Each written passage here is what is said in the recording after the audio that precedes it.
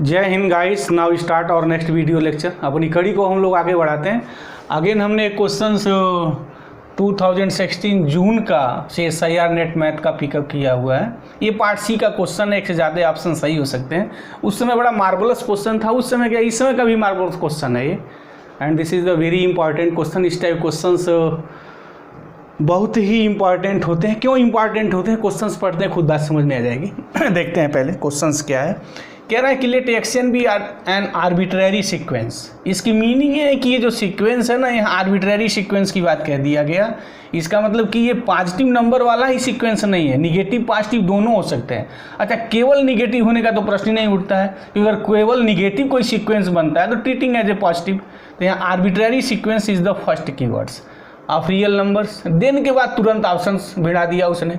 Option में क्या कहा, बस सिर्फ ये सीक्वेंस दिया है आर्बिट्ररी सीक्वेंस का, उसके बाद जो है ऑप्शन की गेम वो शुरू करता है। देखते हैं कैसे गेम वो शुरू करता है। पहला उसने क्या पूछा है कि ये जो समेशन मॉड ऑफ पी है लेस देन इन्फिनिटिव है फॉर सम दिस। दूसरा यहाँ कीवर्ड पी के लिए है, implies this power Q less than infinitive for any Q greater than P होगा क्या। कहने का मतलब क्या है। अच्छा, एक बात और यहाँ कहते हैं कि ये mod of action raise to the power P less than infinitive. जब सीरीज के ईच टर्म को हम लोग एब्सोल्यूट वैल्यू लेते हैं, मॉड ले लेते हैं, तो फिर वो एब्सोल्यूटली कन्वर्जेंस की बात हो जाती है। वहाँ लेस देन इन्फिनिटिव की मीनिंग है कि इसका जो सम है वो less than a finite number, मतलब be a finite number. Mean से हो गया कि this series is absolutely convergent. किसके लिए कन्वर्जेंट है, बात यहाँ पी की कही गई है कि वो पी जो ग्रेटर देन 1 है और लेस देन इन्फिनिटिव है।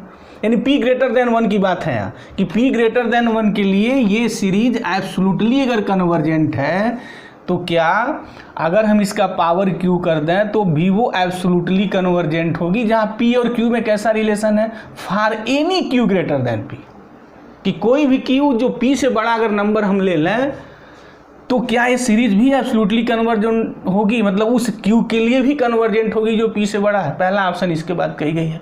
और सारे ऑप्शंस को अगर देखा जाए तो पी और क्यू पर ही गेम खेली गई है। सेकंड क्या है, अगेन ये एब्सोल्युटली कन्वर्जेंट है उसी पी ग्रेटर देन 1 के लिए। तो क्या ये इम्प्लाइज करेगा कि ये लेस देन फॉर एनी। अब यहाँ एक बात और आ गई, less than are equal to, ये आ गया यहाँ। This is another keywords. इस एग्जांपल, इस क्वेश्चन का बड़ा ये मार्वलस कीवर्ड्स है ये। 1 less than R is equal to Q, less than R is equal less than P. यहाँ इज इक्वल है बट यहाँ स्ट्रिक्टली है, और यहाँ भी स्ट्रिक्टली की बात की गई इनइक्वालिटी की, यहाँ भी स्ट्रिक्टली इनइक्वालिटी की है। बट यहाँ 1 less than are equal to Q है, क्यू 1 से बड़ा है या 1 के इक्वल भी हो सकता है। तो क्या ये चीज़ें सेकेंड वाले ऑप्शन सेटिस्फाई करेंगे। थर्ड कहा है कि गिवन एनी, अच्छा 1 less than P less than q less than infinitive. अब यहाँ क्यू की वैल्यू जो है पी से बड़ी है और पी ग्रेटर देन 1 है, तो कुछ ऐसा ही मिलता जुलता है, पहले ऑप्शन जैसा ही है। तो there is a real sequence such that कि ये लेस देन इन्फिनिटिव हो बट ये इन्फिनिटिव हो जाए। क्या ऐसा हो सकता है क्या, ये देखना है। और फोर्थ ऑप्शन जो है, अब यहाँ कह दिया गया कि इसको यहाँ चेंज कर दिया गया 1 less than q less than p. तो there is a real sequence x n such that, ये तो एब्सोल्युटली कन्वर्जेंट है बट ये ऐसा ना हो, ऐसी उसने बात कहा। क्या ऐसा हो सकता है क्या, तो चलते हैं देखते हैं कि ऐसा होगा या नहीं। अच्छा, एक बात यहाँ और कर लें कि जैसे ये एब्सोल्युटली कन्वर्जेंट सीरीज है ये, तो अगर कोई सीरीज एब्सोल्युटली कन्वर्जेंट सीरीज है तो हम डीएलएम्बर्ट्स रेशियो टेस्ट जानते हैं, कॉची रूट टेस्ट जानते हैं, बहुत सारे टेस्ट जानते हैं, कोई भी टेस्ट अप्लाई करिए। बट अगर हम डीएलएम्बर्ट्स की बात ये करें, क्या बात करें, कैसे बात करें, देखिए कि गिवन है हम लोगों के पास summation n vary from 1 to infinitive mod of action raise to the power p less than infinitive है। अच्छा, फार जो है वहाँ what 1 less than p less than infinitive है, ये गिवन है। इसके लिए है ये कि ये जो सीरीज है एब्सोल्युटली कन्वर्जेंट है, एक्शन जहाँ कोई भी हमारा आर्बिट्ररी रियल सीक्वेंस है p ग्रेटर देन 1 के लिए ये सीरीज एब्सोल्युटली कन्वर्जेंट है। तो इसको हम लोग ऐसे भी लिख सकते हैं कि limit n tends to infinitive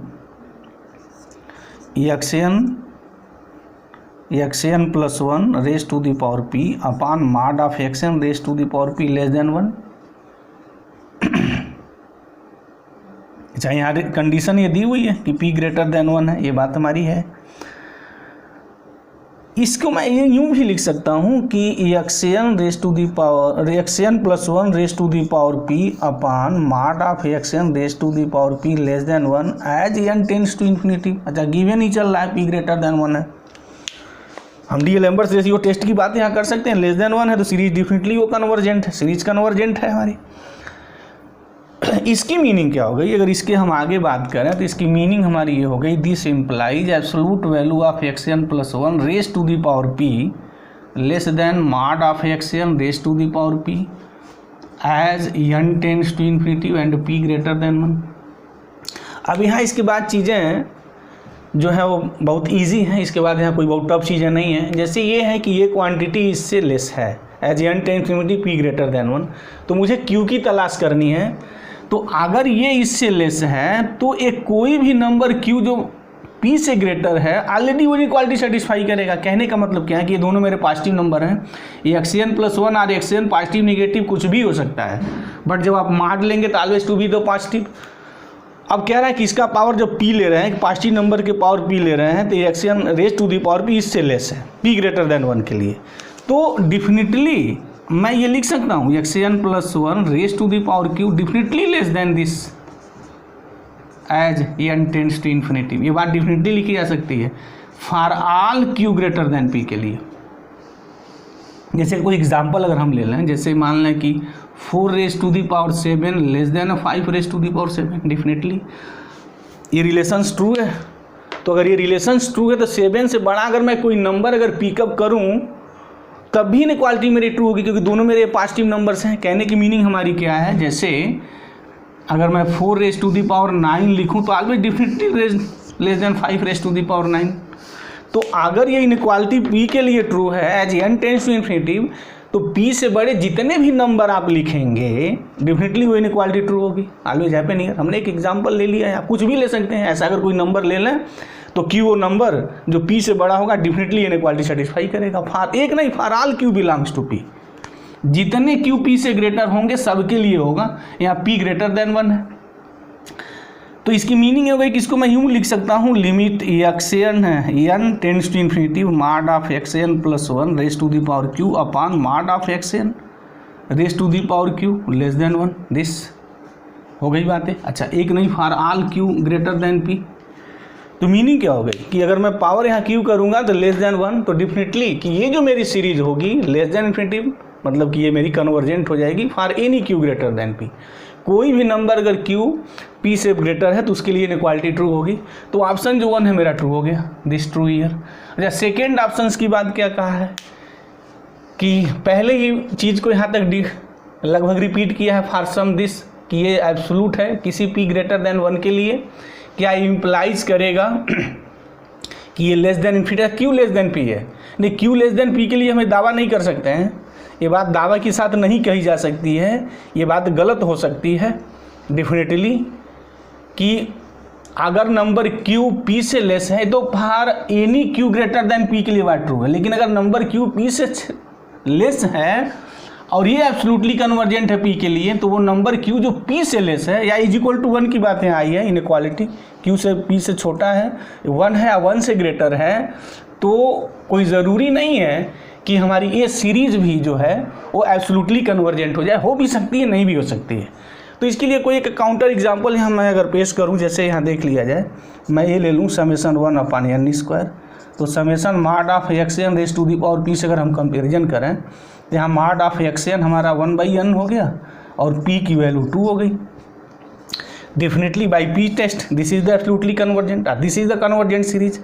लेकिन अगर मैं समेसन 1/n की बात करूँ तो फिर यहाँ क्या हो गया, यहाँ इसको मैं लिख सकता हूँ summation mod of x n raise to the power q, और यहाँ q की वैल्यू 1 है और 1 जो है डेफिनेटली लेस देन 2 है। लेकिन ये series by p test this is the what divergent series, this is not convergent series. तो अगर q इज इक्वल टू अगर 1 है, अगर p से लेस है, तो फिर ये बात मैं नहीं कह सकता हूँ ये कन्वर्जेंट हो सकता है, ये डाइवर्जेंट भी हो सकता है। Now given this is the counter examples. तो ये जरूरी नहीं है कि ये ट्रू हो जाए, फॉर एनी लिखा है यहाँ, तो नहीं, ऐसा कोई नंबर नहीं मिलने वाला है। अगर इज इक्वल टू 1 हो जाएगा तो डेफिनेटली वो चीज़ें मेरी फेल हो जाएंगी। यानी क्यू अगर पी से लेस होगा तो ये इनइक्वालिटी जरूरी नहीं है ट्रू हो, तो this is the wrong year. तो ऑप्शन 2 हमारा जो है अनवैलिड हो जाएगा, ट्रू नहीं है मेरा ये, this is not true year. Third option क्या है कि given any again p greater than 1 और यानी यहाँ again q greater than p है, तो अगर ये कन्वर्ज करता है तो कोई भी q अगर p से ग्रेटर है तो हमने कहा कि ये कन्वर्जेंट करेगा। Now proof here. तो अगर ऑप्शन 1 ट्रू है तो थर्ड ट्रू नहीं हो सकता, क्योंकि दोनों दूसरे कंट्रोवर्सी चीज हो गई। नॉट ट्रू हियर कि for all q greater than p, अगर xn raise to the power p series हमारी कन्वर्जेंट है तो वे सारे q जो p से बड़े हैं वो सीरीज जो होगी कन्वर्ज कर जाएगी। अभी हमने इस बात को प्रूव किया। तो इसकी मीनिंग ये हो गई कि अगर 1 ट्रू हो गया तो थर्ड किसी कीमत पे ट्रू नहीं होगा। तो अगर q अगर p से ग्रेटर है तो डेफिनेटली वो सीरीज जो x n raise to the power q आप इन्फिनिटिव लिख रहे हैं ये नहीं हो सकता है, मतलब हमेशा उस सीरीज को कन्वर्जेंट होना पड़ेगा। तो option 3 is not right here. अच्छा ऑप्शन 4 तो फिर ऑटोमेटिक बात हो जाएगी, अगर क्यू अगर पी से अगर लेस है तो हमने for all Q greater than P की बात कहा है कि हमेशा वो कन्वर्जेंट होगा। लेकिन अगर क्यू लेस देन अगर पी है तो there is a real sequence. एक ऐसा हमारा सीक्वेंस एग्जिस्ट कर सकता है, एक ने हम बहुत सारे एग्जाम्पल्स पेश कर सकते हैं कि अगर क्यू लेस देन पी है, क्यू ग्रेटर देन पी की बात है यहाँ, लेकिन अगर क्यू लेस देन पी है तो यहाँ कहा है कि फॉर ऑल नहीं, यहाँ there is a real sequence. Words को समझें लिसनर यहाँ ध्यान से कि there is a real sequence. क्या एक ऐसा कोई रियल सीक्वेंस हो सकता है जहाँ ये तो लेस देन इन्फिनिटिव है बट ये मतलब ये सीरीज मेरी कन्वर्जेंट है बट ये कन्वर्जेंट ना हो, जब वो क्यू लेस देन पी हो जाएगा।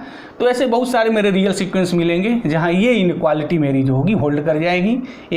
मतलब कि एक ऐसा सीक्वेंस डेफिनेटली मैं बात कर सकता हूँ कि पी के लिए तो कन्वर्जेंट, जैसे हमने एग्जांपल भी दिया, लेकिन अगर क्यू अगर पी से अगर लेस होता है तो फिर वहाँ हमारा डाइवर्जेंट मिलने की संभावना। फॉर ऑल अगर लिखता ना then there is a word हो गया, ये वर्ड ये this is the game here. एक ही यहाँ बात का ना कि एक ऐसा रियल सीक्वेंस आपको मिल सकता है कि नहीं, डेफिनेटली मिल सकता है कि ये तो कन्वर्जेंट है बट यहाँ पावर मैं क्यू लिखूँ और क्यू अगर मैं लेस देन अगर पी लिख दूँ तो फिर वो इन्फिनिटिव हो सकता है। तो फिर ये ऑप्शन 4 भी मेरा जो है ट्रू हो जाएगा। तो इस क्वेश्चन का जो ऑप्शंस रहा है वो 1 और 4 रहा है, बाकी 2 एंड 3 दीज आर रॉन्ग। और कैसे रॉन्ग रहे हैं इस बात को हमने अप्रूव किया।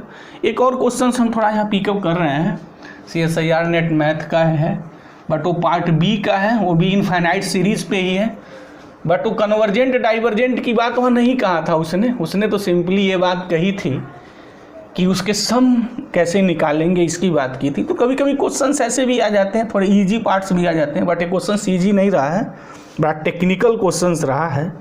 और इस टेक्निकल क्वेश्चंस को कैसे सॉल्व किया गया है, लिसनर इस चीज़ को ध्यान से देखे अगर होंगे तो डेफिनेटली उनकी बात समझ में आ गई होगी। तो ऐसे CSIR नेट में इनफाइनाइट सीरीज पे बड़े अच्छे अच्छे क्वेश्चन बनाए गए हैं, उन सभी क्वेश्चनों को मैं सॉल्व करूँगा। अब एक क्वेश्चन मैं और यहाँ पिकअप कर रहा हूँ। क्वेश्चन ये था, बी पार्ट्स का एक क्वेश्चन था ये, और ये दिसंबर का रहा है 2016, ये दिसंबर का क्वेश्चन रहा है बी पार्ट्स का। छोटा सा क्वेश्चन था कि limit n tends to infinity 1/n raise to the power 4 summations j vary from 0 to 2n-1 j cube equal की बात पूछा है। 1 है कि 4 होगा, 2 है 16 होगा, और 3 है कि 1 होगा, और 4 जो है वो 8 होगा। ये क्वेश्चंस रहा है दिया हुआ। देखते हैं क्या है ये। हालांकि इस क्वेश्चंस में कोई बहुत दम नहीं था, इस टाइप के क्वेश्चंस भी कभी कभी CSIR नेट वाले पूछते रहते हैं। यहाँ क्या है ना कि ये सम निकालने के बाद मुझको लिमिट निकालनी है। इसके पहले जो क्वेश्चन ये था कि वो कन्वर्जेंट और डाइवर्जेंट टेस्ट करना था, और पावर्स की वहाँ गेम थी, वो पी क्यू के बीच क्या रिलेशन होगा, ये सीरीज़ कब डाइवर्जेंट कर जाएगी कब कन्वर्जेंट कर जाएगी, क्या ऐसा कोई सीरीज़ मिलेगी या नहीं कि कन्वर्ज होगी या डाइवर्ज होगी। तो पी क्यू के रिलेशंस पे बात थी। अब यहाँ क्या है, यहाँ तो सीधा सपाट है कि ये तो सबको पता है। क्वेश्चन जनरली जो बेस था ना वो इस पे था कि ये summation n is equal to या k is equal to 1 to n लिखें और n क्यूब, तो इसका फार्मूला होता है n स्क्वायर n प्लस 1 का whole square by 4। This is the formula here, कि मतलब जो क्यूब है उसका n, अगर मैं n नेचुरल नंबर्स लिखूं और ईच नेचुरल नंबर्स का क्यूब करूं, उनका सम कर दूं, तो फिर उसका जो सम होता है वो इतना होता है। जैसे समेशन n पढ़ते हैं, n नेचुरल नंबर्स का सम n प्लस 1/2, तो क्यूब का जो सम होता है नेचुरल नंबर्स का n नंबर्स का, n square n plus 1 square by 4 ये होता है। उसी पर डिपेंडिंग एक क्वेश्चन था, तो इस क्वेश्चन में कोई बहुत दम नहीं था, लेकिन चूंकि मेरी सीरीज में आ रहा था तो इसलिए हमने इस क्वेश्चन को पिकअप किया। ये summation j vary from 0 to लिख लें पहले पूरा ही, तो इसको मैं ऐसे लिख सकता हूँ, थोड़ा इसको खोल दिया जाए, 1/n raise to the power 4, 0 लिखेंगे तो 0 cube, 1 cube, 2 cube and that's 1, last में 2n माइनस 1 क्यूब। अच्छा, इस 0 क्यूब का कोई इंपॉर्टेंस नहीं है, ये हो गया। अच्छा, कितने नंबर्स ऑफ द टर्म्स हैं? डेफिनेटली 2n माइनस 1 है, 1 से बात शुरू है, 2n माइनस 1 तक है, और ये मेरा अर्थमेटिक प्रोग्रेशन है। और यहाँ भी यही बात है कि ईच जो टर्म्स हैं उनका क्यूब है, नेचुरल नंबर्स का क्यूब है, लेकिन यहाँ जो मेरे टर्म्स हैं 2n माइनस 1 है, तो फिर इनका सम कैसे निकलेगा? n का मुझे पता है, तो फिर 2n माइनस 1 का कैसे निकालेंगे? How can you find? सिर्फ इस फार्मूले में जहाँ n और 2n माइनस 1 लिख दीजिए, तो ये हो गया limit n tends to infinity 1/n raise to the power 4 क्या हो जाएगा? n स्क्वायर का मतलब हम यहाँ लिखेंगे 2n माइनस 1 स्क्वायर, और यहाँ हो जाएगा 2n minus 1 plus 1 whole square by 4, ये हो गया। अब इसको सॉल्व कर लिया जाए, limit n tends to infinity 1/n raise to the power 4। अच्छा, ये तो 1 1 कैंसिल हो जाएगा, तो ये हो गया मेरा 4n स्क्वायर। इसको सॉल्व करने पे अगर मैं 2n कॉमन खींच लूँ तो ये हो जाएगा 4n स्क्वायर, 1 माइनस 1/2n, ये होल स्क्वायर, यहाँ बाई 4 हो जाएगा। अब अगर देखा जाए यहाँ तो n square n raise to the power 4 है कैंसिल, एक 4 कैंसिल हो गया यहाँ। अब n अगर इन्फिनिटिव की ओर मैं यहाँ टेंड कर दूँ तो फिर इसकी जो वैल्यू होगी, this value is the 0 year, 1 बचेगा, तो 4 × 1, तो 4 × 1 मतलब 4 हो गया। तो इस लिहाज से यहाँ जो ऑप्शंस था मेरा वो 1 का 4 रहा होगा। बहुत लोग 4 को 8 भी कर सकते हैं, पर यहाँ ध्यान देना चाहिए कि CSIR वाले जो क्वेश्चन सेट करते हैं उसमें ऑप्शंस 1 2 3 4 लिखते हैं, और नंबर्स भी ऐसे सेट करते हैं कि लास्ट में ऑप्शंस लगाते वक्त भी जो हैं स्टूडेंट्स मेरे कंफ्यूज हो जाए। तो यहाँ ध्यान देना है कि आंसर 4 आया तो फर्स्ट है, फर्स्ट 4 लिखा है, तो this is the true year. तो ऑप्शन बी था, एक ही आंसर सही होना था, तो बाकी कैंसिल आउट हो जाएगा। तो मुझे उम्मीद है इस क्वेश्चंस के पीछे जो लॉजिक और कंसेप्ट रही है बात बिल्कुल समझ में आ गई होगी। तो इसका जो पार्ट सी था वो दमदार था, और उस पार्ट को बहुत भी सीरियसली लिसनर लोग देखें, क्योंकि उस पर बहुत सारे क्वेश्चंस बनाए जाते हैं। अब अगला नेक्स्ट जो मेरा वीडियो लेक्चर से बनेगा, आगे इनफाइनाइट सीरीज के हम क्वेश्चन CSIR नेट पर निकालेंगे और एक एक क्वेश्चन को हम सॉल्व करेंगे और उसकी एनालिसिस भी करेंगे। तो thank you very much guys, जय हिंद।